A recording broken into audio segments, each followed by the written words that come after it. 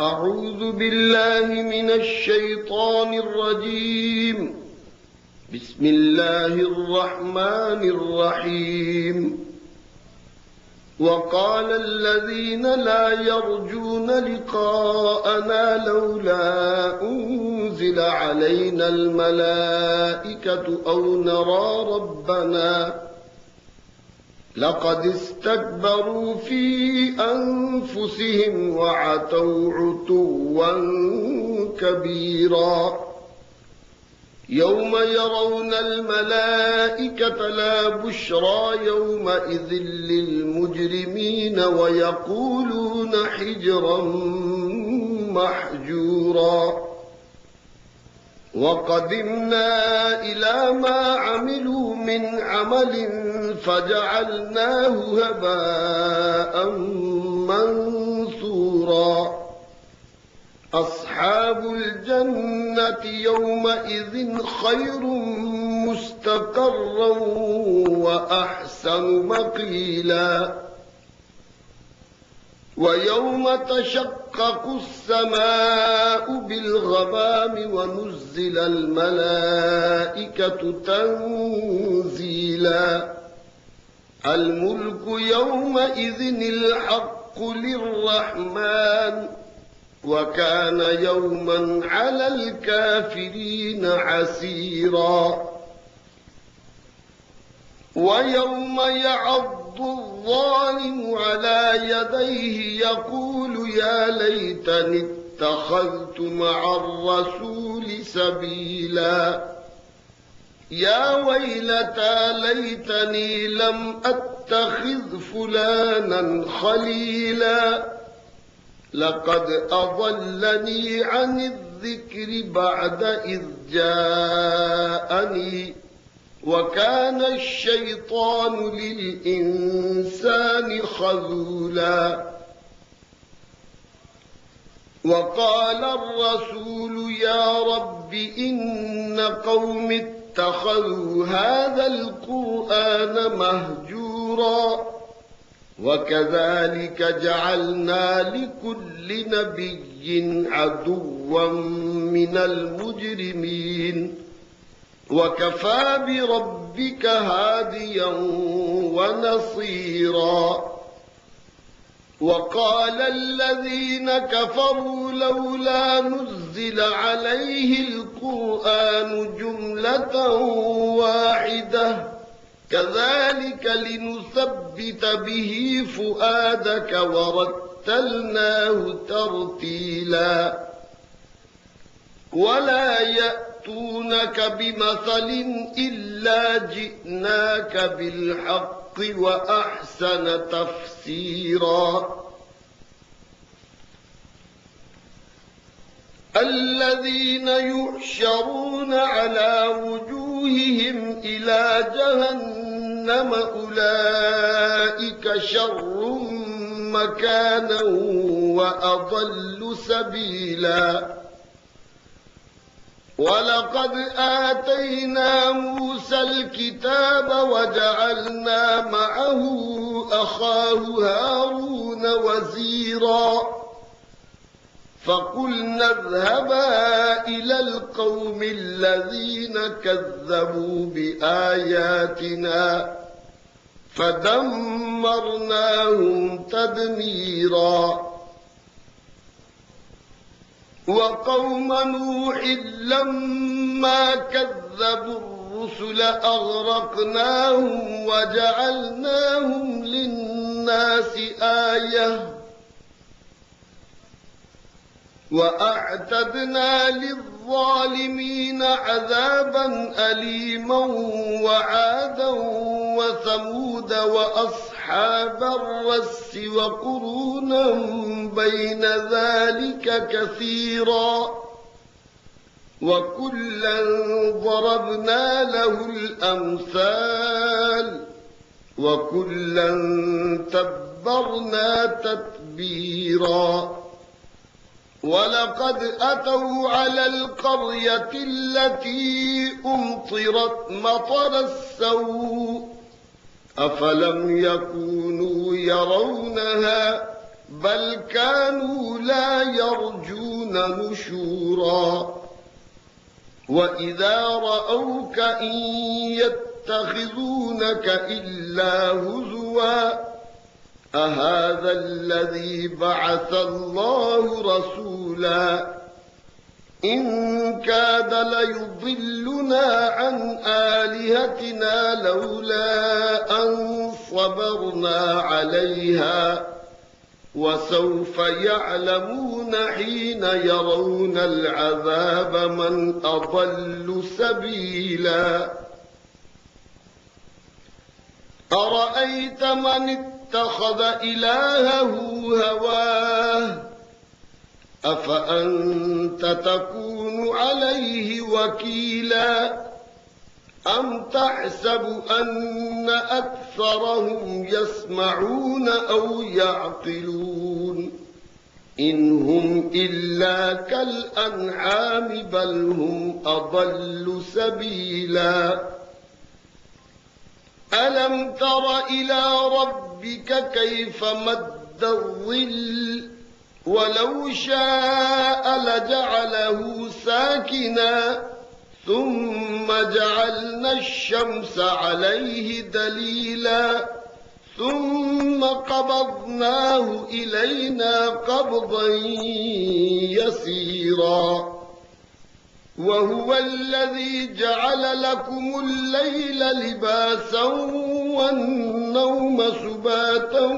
وجعل النهار نشورا وهو الذي أرسل الرياح بشرا بين يدي رحمته وأنزلنا من السماء ماء طهورا لنحيي به بلدة ميتا ونسقيه مما خلقنا أنعاما وأناسيا كثيرا ولقد صرفناه بينهم ليذكروا فأبى أكثر الناس إلا كفورا ولو شئنا لبعثنا في كل قرية نذيرا فلا تطع الكافرين وجاهدهم به جهادا كبيرا وهو الذي مرج البحرين هذا عذب فرات وهذا ملح أجاج وجعل بينهما برزخا وحجرا محجورا وهو الذي خلق من الماء بشرا فجعله نسبا وصهرا وكان ربك قديرا ويعبدون من دون الله ما لا ينفعهم ولا يضرهم وكان الكافر على ربه ظهيرا وما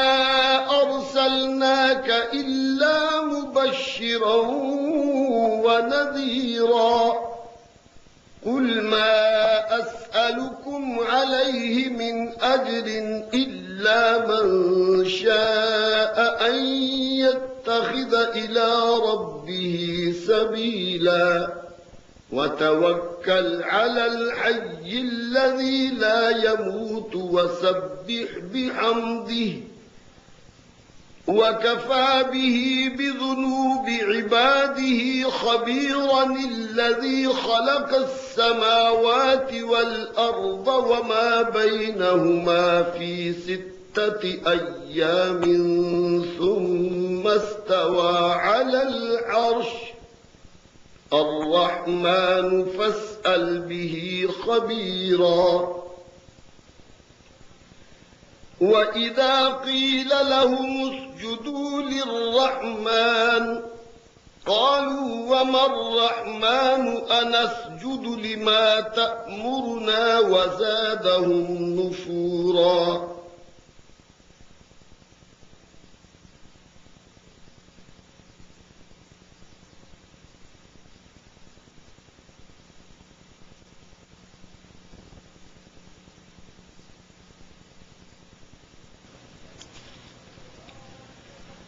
تبارك الذي جعل في السماء بروجا وجعل فيها سراجا وقمرا منيرا،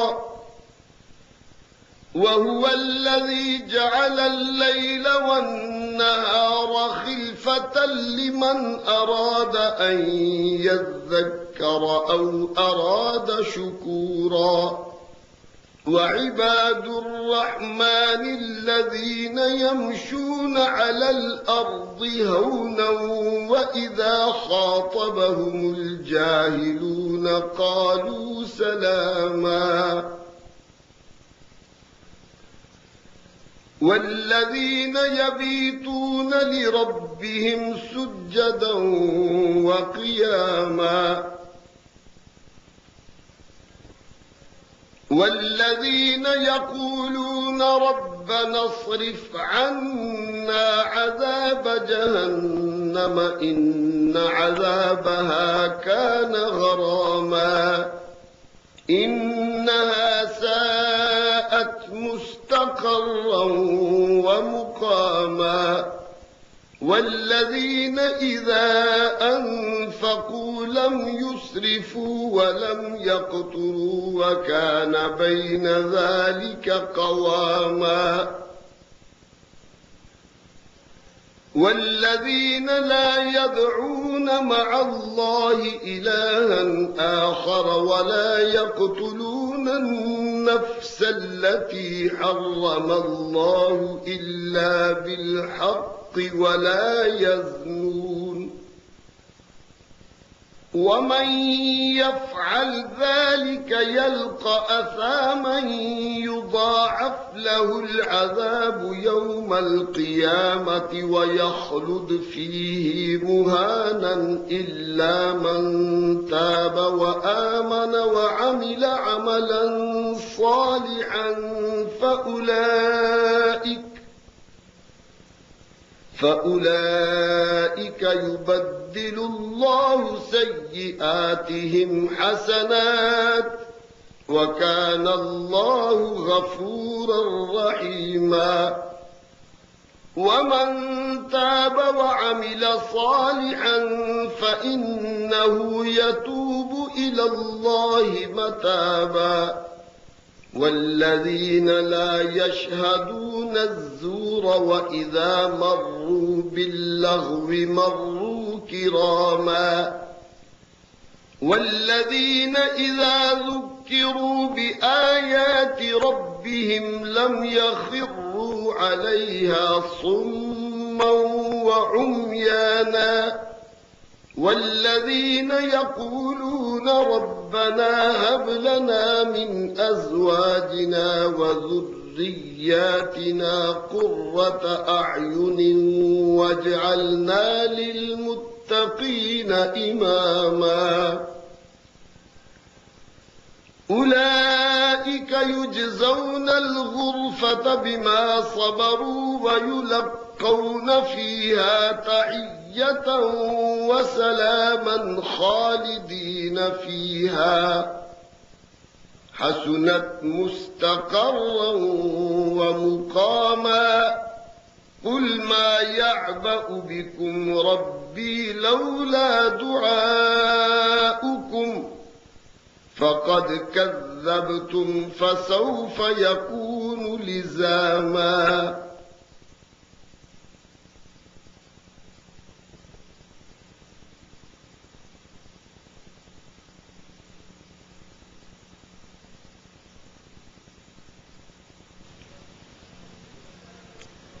بسم الله الرحمن الرحيم. طاسيم.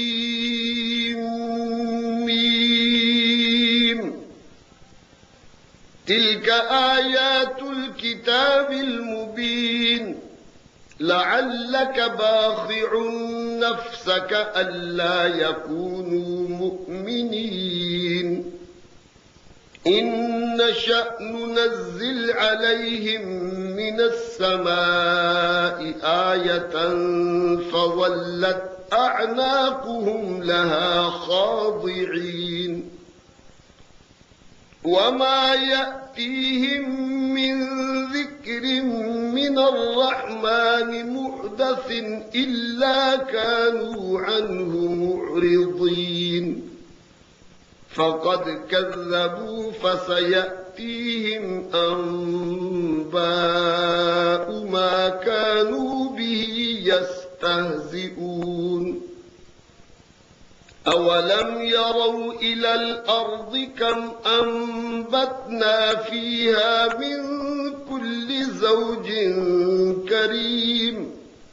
إن في ذلك لآية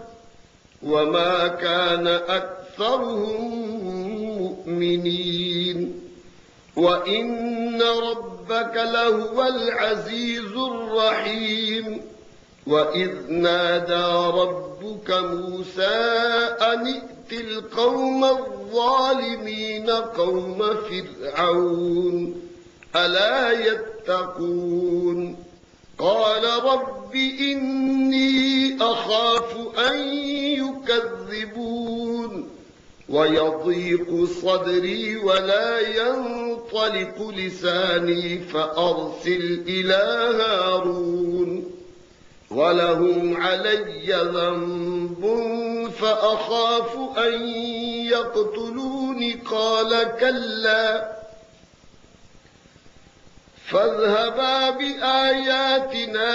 إنا معكم مستمعون فأتيا فرعون فقولا إنا رسول رب العالمين أن أرسل معنا بني إسرائيل قال ألم نربك فينا وليدا ولبثت فينا من عمرك سنين وفعلت فعلتك التي فعلت وأنت من الكافرين قال فعلتها إذا وأنا من الضالين ففررت منكم لما خفتكم فوهب لي ربي حكما وجعلني من المرسلين وتلك نعمة تمنها علي أن عبدت بني إسرائيل قال فرعون وما رب العالمين قال رب السماوات والأرض وما بينهما إن كنتم موقنين قال لمن حوله ألا تستمعون قال ربكم ورب آبائكم الأولين قال إن رسولكم الذي أرسل إليكم لمجنون قال رب المشرق والمغرب وما بينهما إن كنتم تعقلون قال لئن اتخذت إلها غيري لأجعلنك من المسجونين قال أولو جئتك بشيء مبين قال فأت به إن كنت من الصادقين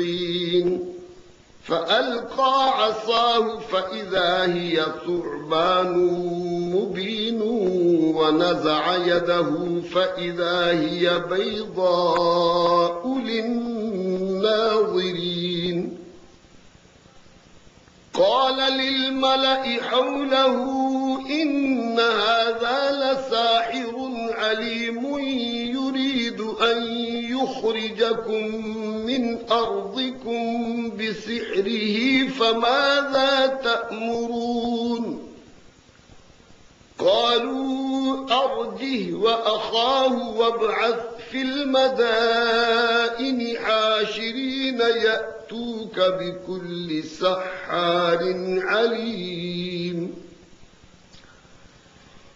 فجمع السحرة لميقات يوم معلوم وقيل للناس هل أنتم مجتمعون لعلنا نتبع السحرة إن كانوا هم الغالبين فلما جاء السحرة قالوا لفرعون أئن لنا لأجرا إن كنا نحن الغالبين قال نعم وإنكم إذا لمن المقربين قال لهم موسى ألقوا ما أنتم ملقون فألقوا حبالهم وعصيهم وقالوا بعزة فرعون إنا لنحن الغالبون فألقى موسى عصاه فإذا هي تلقف ما يأفكون فألقي السحرة ساجدين قالوا آمنا برب العالمين رب موسى وهارون قال آمنتم له قبل أن آذن لكم إنه لكبيركم الذي علمكم السحر فلسوف تعلمون لأقطعن أيديكم وأرجلكم من خلاف ولأصلبنكم أجمعين قالوا لا ضير إنا إلى ربنا منقلبون إنا نطمع أن يغفر لنا ربنا خطايانا أن كنا أول المؤمنين وأوحينا إلى موسى أن أسر بعبادي إنكم متبعون فأرسل فرعون في المدائن حاشرين إن هؤلاء لشرذمة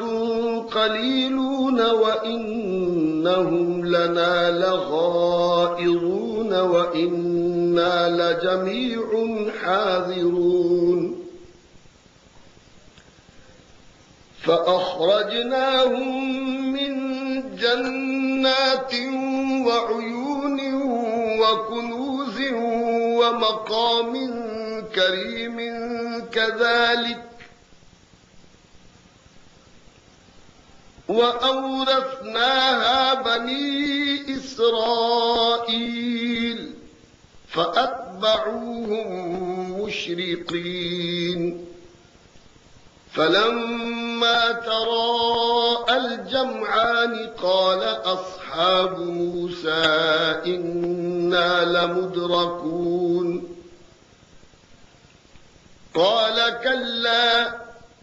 إن معي ربي سيهدين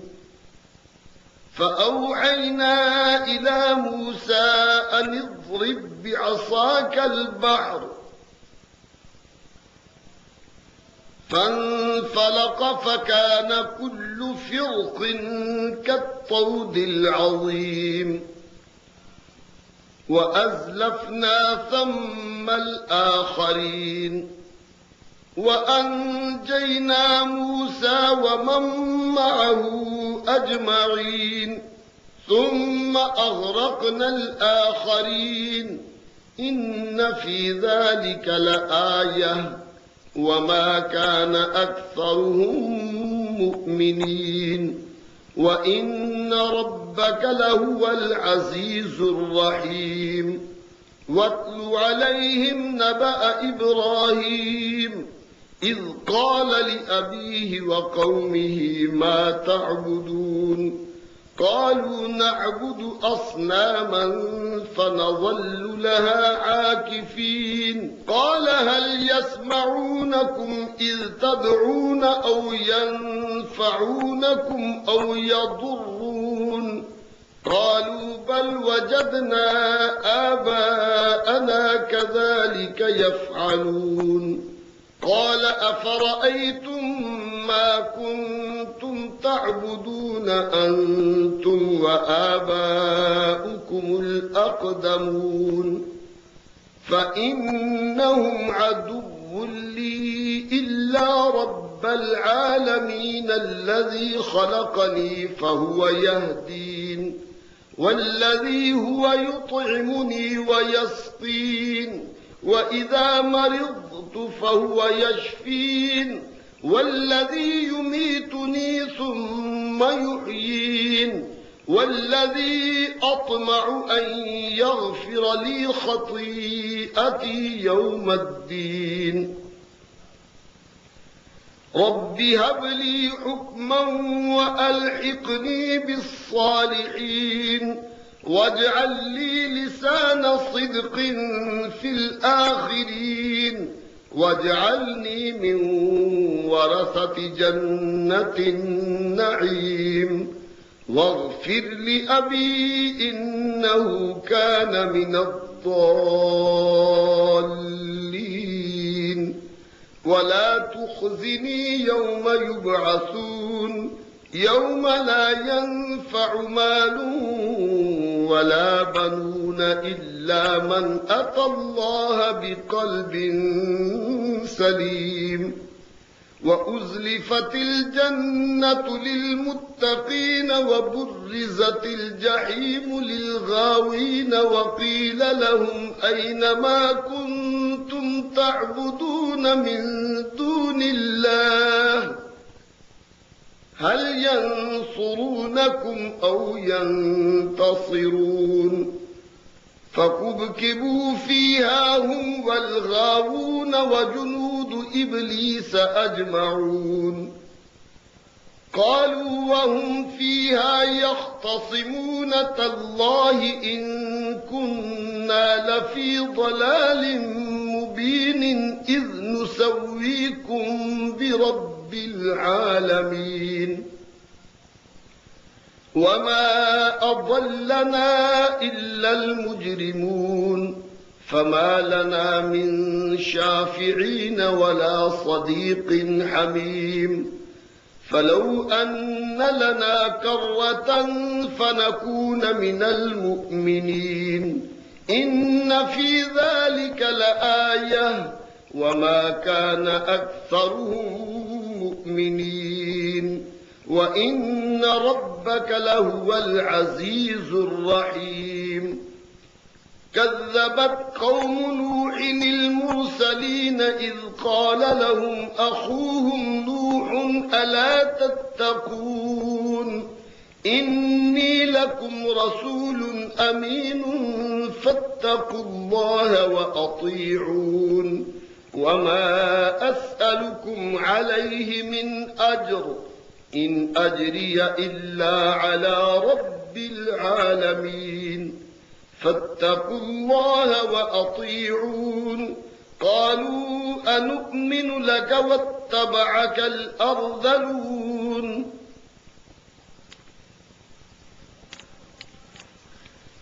قال وما علمي بما كانوا يعملون إن حسابهم إلا على ربي لو تشعرون وما أنا بطارد المؤمنين إن أنا إلا نذير مبين قالوا لئن لم تنته يا نوح لتكونن من المرجومين قال رب إن قومي كذبون فافتح بيني وبينهم فتحا ونجني ومن معي من المؤمنين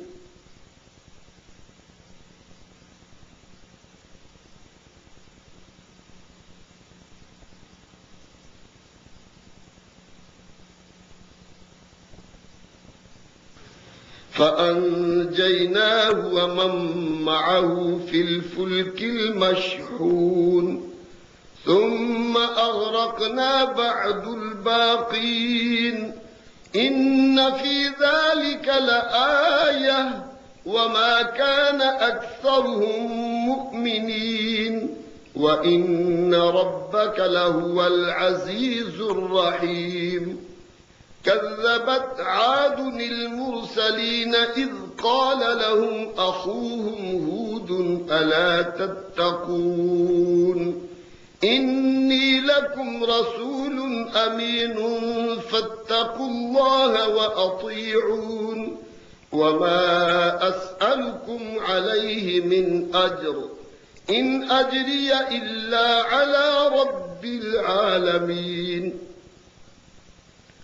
أتبنون بكل ريع آية تعبثون وتتخذون مصانع لعلكم تخلدون وإذا بطشتم جبارين فاتقوا الله وأطيعون واتقوا الذي أمدكم بما تعلمون أمدكم بأنعام وبنين وجنات وعيون إني أخاف عليكم عذاب يوم عظيم قالوا سواء علينا أوعظت أم لم تكن من الواعظين إن هذا إلا خلق الأولين وما نحن بمعذبين فكذبوه فأهلكناهم إن في ذلك لآية وما كان أكثرهم مؤمنين وإن ربك لهو العزيز الرحيم كذبت ثمود المرسلين إذ قال لهم أخوهم صالح ألا تتقون إني لكم رسول أمين فاتقوا الله وأطيعون وما أسألكم عليه من أجر إن أجري إلا على رب العالمين أتتركون فيما هاهنا آمنين في جنات وعيون وزروع ونخل طلعها عظيم وتنحتون من الجبال بيوتا فارهين فاتقوا الله وأطيعون ولا تطيعوا أمر المسرفين الذين يفسدون في الأرض ولا يصلحون قالوا إنما أنت من المسحرين ما أنت إلا بشر مثلنا فأت بآية إن كنت من الصادقين قال هذه ناقة لها شرب ولكم شرب يوم معلوم ولا تمسوها بسوء فيأخذكم عذاب يوم عظيم فعقروها فأصبحوا نادمين فأخذهم العذاب إن في ذلك لآية وما كان أكثرهم مؤمنين وإن ربك لهو العزيز الرحيم كذبت قوم لوط المرسلين إذ قال لهم أخوهم لوط ألا تتقون إني لكم رسول أمين فاتقوا الله وأطيعون وما أسألكم عليه من أجر إن أجري إلا على رب العالمين أتأتون الذكران من العالمين وتذرون ما خلق لكم ربكم من أزواجكم بل أنتم قوم عادون قالوا لئن لم تنته يا لوط لتكونن من المخرجين قال إني لعملكم من القالين رب نجني وأهلي مما يعملون فنجيناه وأهله أجمعين إلا عجوزا في الغابرين ثم دمرنا الآخرين وأمطرنا عليهم مطرا فساء مطر المنذرين إن في ذلك لآية وما كان أكثرهم مؤمنين وإن ربك لهو العزيز الرحيم كذب أصحاب الأيكة المرسلين إذ قال لهم شعيب ألا تتقون إني لكم رسول أمين فاتقوا الله وأطيعون وما أسألكم عليه من أجر إن أجري إلا على رب العالمين أوفوا الكيل ولا تكونوا من المخسرين وزنوا بالقسطاس المستقيم ولا تبخسوا الناس أشياءهم ولا تعثوا في الأرض مفسدين واتقوا الذي خلقكم والجبلة الأولين قالوا إنما أنت من المسحرين وما أنت إلا بشر مثلنا وإن نظنك لمن الكاذبين فأسقط علينا كسفا من السماء إن كنت من الصادقين قال ربي أعلم بما تعملون فكذبوه فأخذهم عذاب يوم الظلة إنه كان عذاب يوم عظيم إن في ذلك لآية وما كان أكثرهم مؤمنين وإن ربك لهو العزيز الرحيم وإنه لتنزيل رب العالمين نزل به الروح الأمين على قلبك لتكون من المنذرين بلسان عربي مبين وإنه لفي زبر الأولين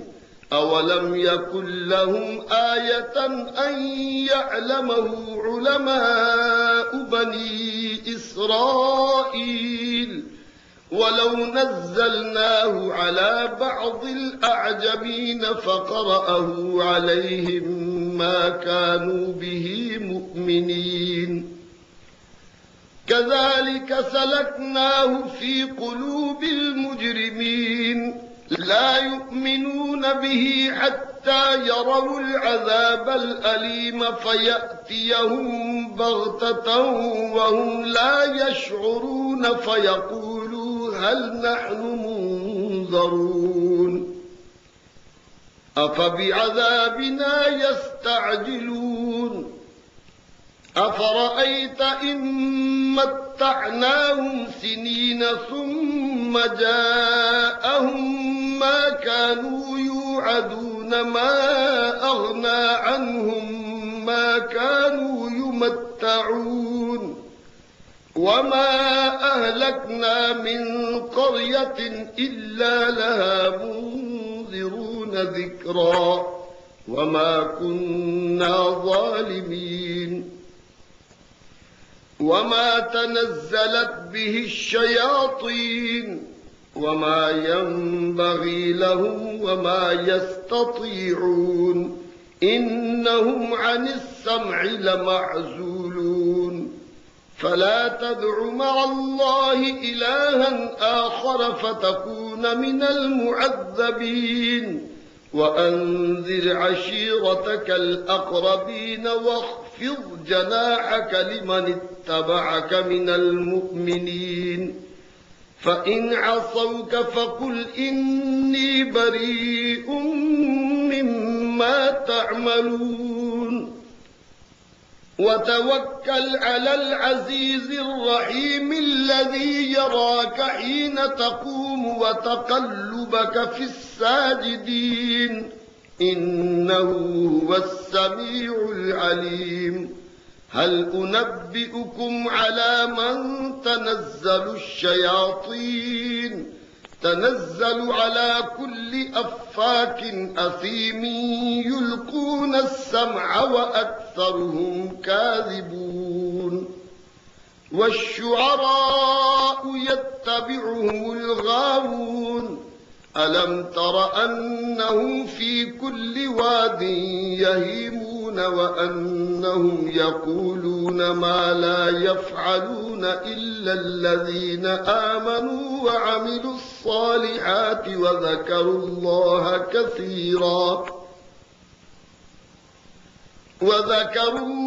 كثيرا وانتصروا من بعد ما ظلموا وسيعلم الذين ظلموا أي منقلب ينقلبون بسم الله الرحمن الرحيم طاسين تلك آيات القرآن وكتاب مبين هدى وبشرى للمؤمنين الذين يقيمون الصلاة ويؤتون الزكاة وهم بالآخرة هم يوقنون إن الذين لا يؤمنون بالآخرة زينا لهم أعمالهم فهم يعمهون أولئك الذين لهم سوء العذاب وهم في الآخرة هم الأخسرون وإنك لتلقى القرآن من لدن حكيم عليم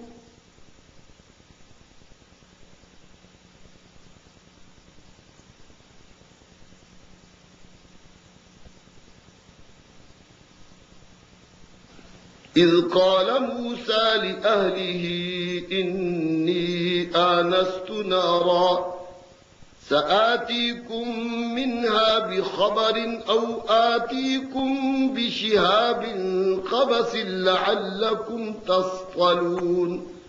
فلما جاءها نودي أن بورك من في النار ومن حولها وسبحان الله رب العالمين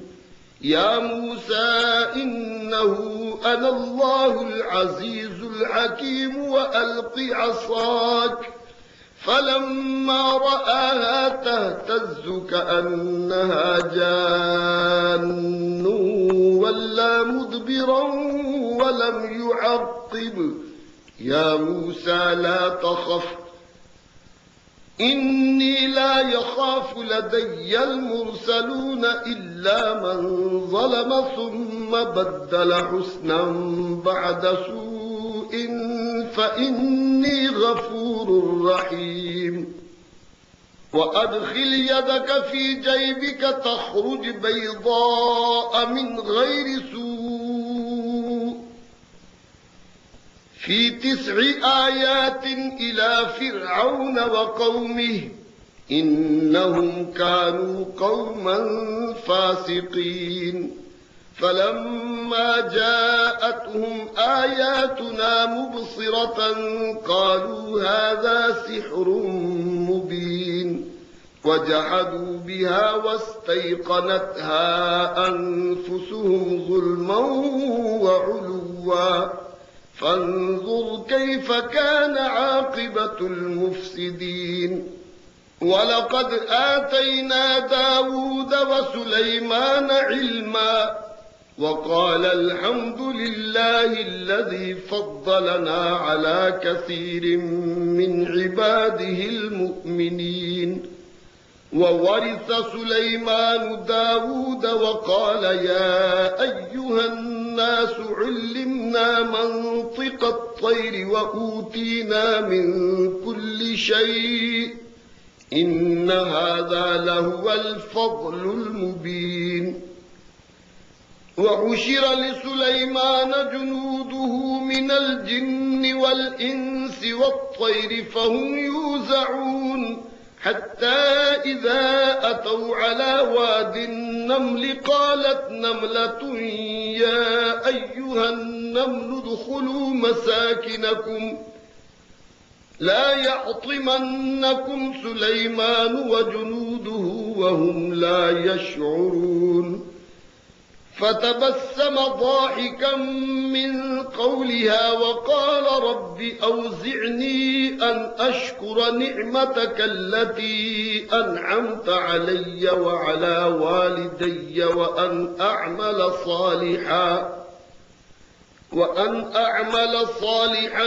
ترضاه وأدخلني برحمتك في عبادك الصالحين وتفقد الطير فقال ما لي لا أرى الهدهد أم كان من الغائبين لأعذبنه عذابا شديدا أو لأذبحنه أو ليأتيني بسلطان مبين فمكث غير بعيد فقال أحطت بما لم تحط به وجئتك من سبأ بنبأ يقين إني وجدت امرأة تملكهم وأوتيت من كل شيء ولها عرش عظيم وجدتها وقومها يسجدون للشمس من دون الله وزين لهم الشيطان أعمالهم فصدهم عن السبيل فهم لا يهتدون ألا يسجدوا لله الذي يخرج الخبأ في السماوات والأرض ويعلم ما تخفون وما تعلنون الله لا إله إلا هو رب العرش العظيم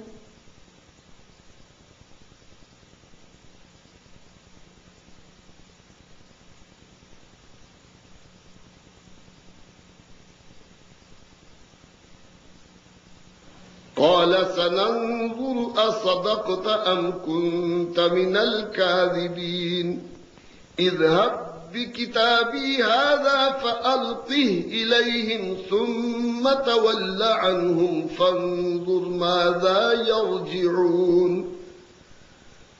قالت يا أيها الملأ إني ألقي إلي كتاب كريم إنه من سليمان وإنه بسم الله الرحمن الرحيم ألا تعلوا علي وأتوني مسلمين قالت يا أيها الملأ أفتوني في أمري ما كنت قاطعة أمرا حتى تشهدون قالوا نحن أولو قوة وأولو بأس شديد والأمر إليك فانظري ماذا تأمرين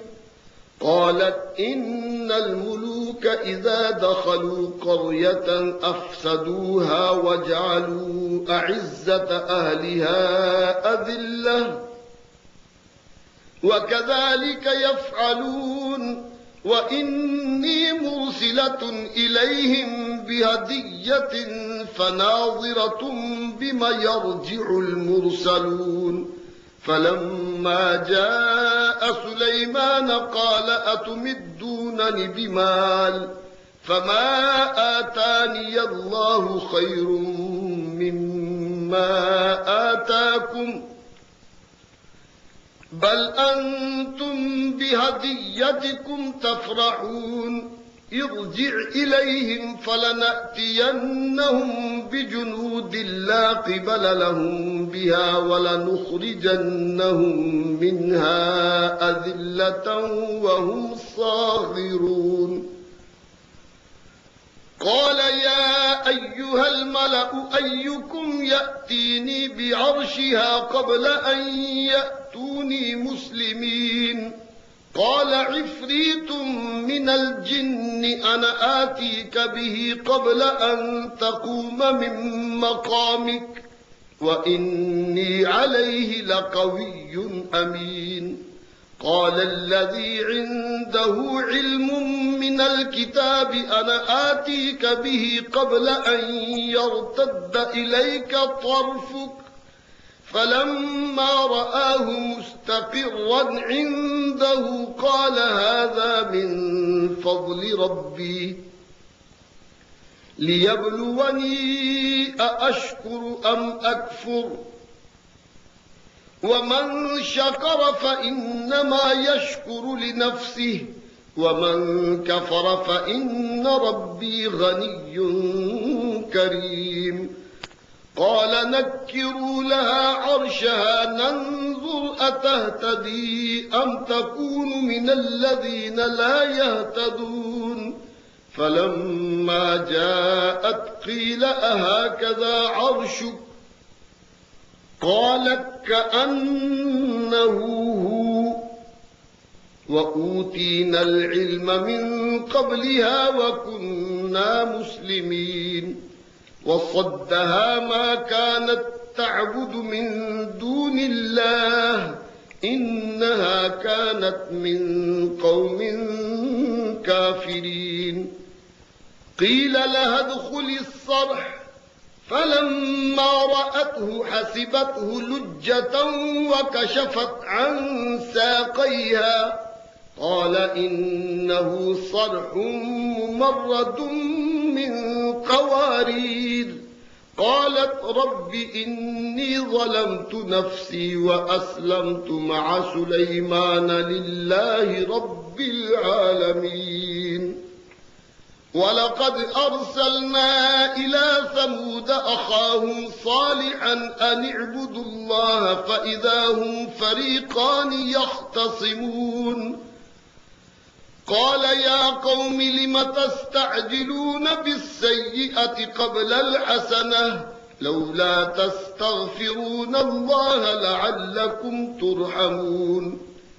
قالوا طيرنا بك وبمن معك قال طائركم عند الله بل أنتم قوم تفتنون وكان في المدينة 9 رهط يفسدون في الأرض ولا يصلحون قالوا تقاسموا بالله لنبيتنه وأهله ثم لنقولن لوليه ما شهدنا مهلك أهله وإنا لصادقون ومكروا مكرا ومكرنا مكرا وهم لا يشعرون فانظر كيف كان عاقبة مكرهم أنا دمرناهم وقومهم أجمعين فتلك بيوتهم خاوية بما ظلموا